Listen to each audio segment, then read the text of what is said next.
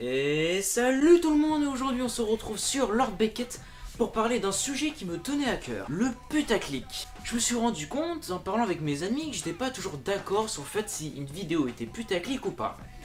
Donc aujourd'hui je voulais proposer ma version, ma définition du mot putaclic. Tout d'abord intéressons-nous aux origines du mot putaclic. Avant d'apparaître dans le YouTube game, le mot putaclic était utilisé dans le web marketing. Et certaines personnes se sont mis à en abuser. Et les internautes avaient l'impression de se faire berner. Et c'est là où ce mot prend son sens péjoratif. Dorénavant, ce mot désigne tout particulièrement les titres accrocheurs qui mentent sur leur réel contenu. Les meilleurs exemples que je puisse vous donner sont les arnaques du web, comme comment gagner 1 million d'euros sans rien foutre, ou le célèbre comment augmenter la taille de votre pénis. Je pourrais aussi vous parler de Facebook, avec la célèbre page Espace Buzz, ou bien les FDP du net. Mais le pire reste BuzzFeed France, avec comme publication « Ce moine Shaolin court sur l'eau, incroyable !» Mais en fait, après on se rend compte qu'il courait sur un tapis. « Ce moine Shaolin court sur un tapis, incroyable !» Le pire, c'est quand les publications se mettent à mentir, au-delà de mettre des titres un peu douteux. Encore avec BuzzFeed France, on a le droit à « Il débarrasse la lionne du grillage, la suite vous fend le cœur ». Le commentaire en dessous de la vidéo suggère que l'homme a libéré la lionne et qu'elle lui saute dessus pour le remercier. Mais en réalité, ce n'est pas du tout ça. Cet homme est un écologiste qui a recueilli la lionne abandonnée étant petite, et il revient la voir que des années plus tard, d'où l'affection que la lionne lui porte. Et bien sûr, il y en a aussi sur YouTube, avec Hugo Posey, Le Bon Plan du Geek, ou Tyranno. A l'époque, j'étais tombé sur la vidéo Top 10 photos que vous devez voir 2 fois. Alors sur la miniature, encadré jaune, bon gros zoom, bon gros mamelon, tout ce qu'il faut pour faire une super miniature putaclic. Alors déjà au début de la vidéo, il vous demande un like et un commentaire, et avec un certain objectif. Comme ça, vous aurez un épisode 2. Méthode qui entre nous n'est pas très morale. Au début c'est 30 secondes d'intro, à la fin c'est 44 secondes d'outro, ce qui nous fait au final 1 minute 14 de blabla qui sert à rien sur 6 minutes 30 de vidéo.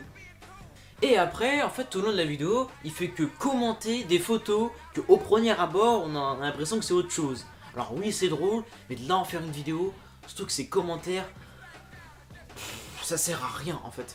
Même que pour vous dire, dans l'explication de une de ces photos, il s'est raté. Si seulement Tyranno avait pris le temps de bien regarder les photos pour nous faire un bon commentaire, il aurait vu que ce n'est pas un bras d'un homme caché sur les filles, mais la cuisse d'un homme sur le côté de la photo. Ce qui montre bien qu'en plus il a fait ça à la va-vite, des commentaires inintéressants, enfin bref, putaclic quoi. Et ce pourquoi on regarde la vidéo, cette photo là avec ce truc entouré en rouge, bah l'explication carrément merdique. Même lui, il sait pas ce que c'est. Il dit c'est peut-être un trucage ou un requin. Enfin bref, on n'en apprend pas plus qu'en regardant la miniature. Donc cette vidéo, pour moi, elle est putaclic parce que c'est très attrayant et que derrière, le contenu, il est mauvais. Ou du moins, pas assez complet, quoi.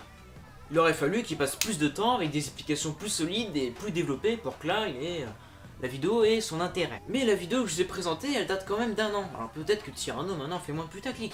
Alors regardons une vidéo qu'il a postée il y a seulement un mois. Le top 5 des publicités qui font polémique. Là je me suis dit, c'est peut-être une vidéo intéressante, qui permettrait de sensibiliser les personnes aux publicités qui font polémique, c'est-à-dire celles qui sont sexistes ou par exemple racistes.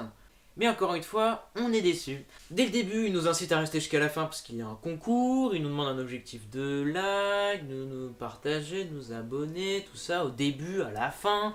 Et encore une fois, les commentaires sont vraiment nuls. En fait, il y a une absence totale de commentaires. En fait, les publicités dont il parle, elles font même pas polémique. Par exemple, la première, on voit un monstre géant poursuivre des astronautes et les bouffer.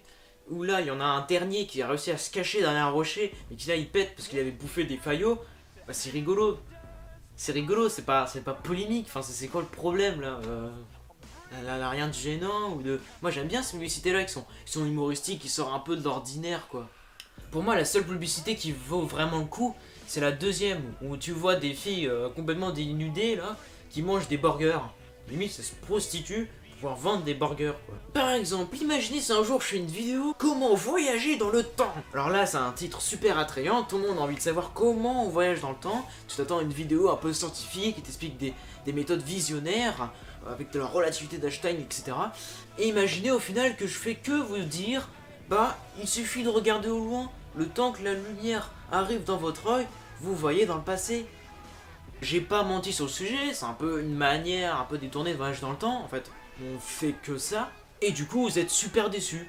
À la fin d'une vidéo, demandez-vous vraiment si la miniature elle mentait sur le contenu, ou si le contenu n'était pas décevant par rapport à ce qu'on attendait en regardant la miniature. Parce que si un jour je fais vraiment une vidéo sur comment voyager dans le temps, avec des méthodes visionnaires, donc une vidéo vraiment intéressante, bah c'est pas parce que le titre il serait vraiment attirant, qui serait en fait putaclic. Pour faire office d'antithèse, j'avais envie de vous parler de la chaîne de Micode.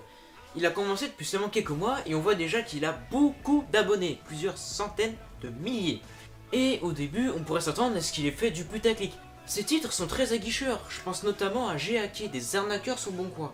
Je suis littéralement rué dessus. Mais derrière, le contenu était exactement à quoi je m'attendais, même mieux.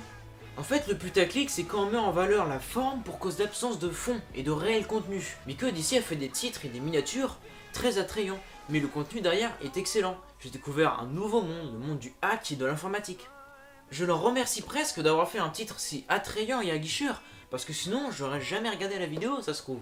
Ne confondez pas une miniature accrocheur et un titre attrayant avec une vidéo en elle-même putaclic. Pour moi par exemple, ce que font Micode ou Squeezie me paraît justifié. Quand je finis de regarder leurs vidéos, j'ai pas eu l'impression de m'être fait berner par le titre. Pour moi, le mot putaclic c'est péjoratif. Si on dit à quelqu'un qu'il a fait quelque chose de putaclic, pour moi c'est limite si on l'insulte. Parce que quelqu'un qui fait du putaclic, c'est vraiment quelqu'un qui essaye de t'arnaquer, d'avoir un maximum de vues, qui pense qu'à l'argent, qu'aux vues, qu'aux abonnés. Voilà, c'est vraiment quelqu'un, faire des vidéos, il s'en fout, il fait ça par-dessus la jambe, tout ce qu'il veut c'est des vues et puis c'est tout quoi. Pour moi, c'est un youtubeur qui débute, faire des miniatures accrocheuses, assez aguicheuses, assez tape à l'œil, c'est pas mal. Ça permet de gagner de nouveaux abonnés et de se créer une communauté. Mais par contre, faut pas exagérer, c'est-à-dire mentir sur le contenu de la vidéo, passer par l'émotionnel, le mystère, ou mettre des femmes complètement dénudées sur la miniature, avec des gros cercles rouges, des gros zooms, des émoticônes qui pleurent, qui sont oh, enfin c'est super chiant ça en plus, c'est super chiant. Et aussi, moi par exemple, on m'avait dit que j'avais fait un titre putaclic avec les meilleures musiques disco, parce que j'avais utilisé le superlatif meilleur. Waouh! Oh oui, j'ai mis un superlatif meilleur, parce qu'il faut aller un minimum attirer, parce que franchement ça attire. Qui va aller regarder des musiques disco? Musique disco c'est ringard, moi ça m'intéresse pas de regarder une sorte de top là sur les musiques disco, je m'en fous des meilleures musiques disco. Donc là, si j'ai mis le mot meilleur, j'essaie de faire une miniature assez jolie, assez belle esthétiquement, c'est pour attirer un maximum de personnes, pour leur faire connaître le disco.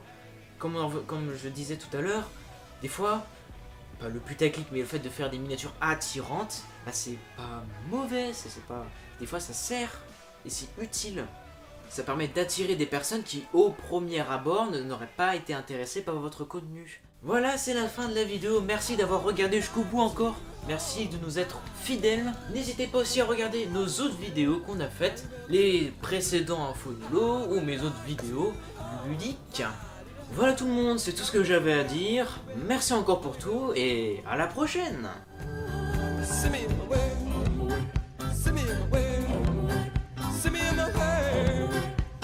on my way.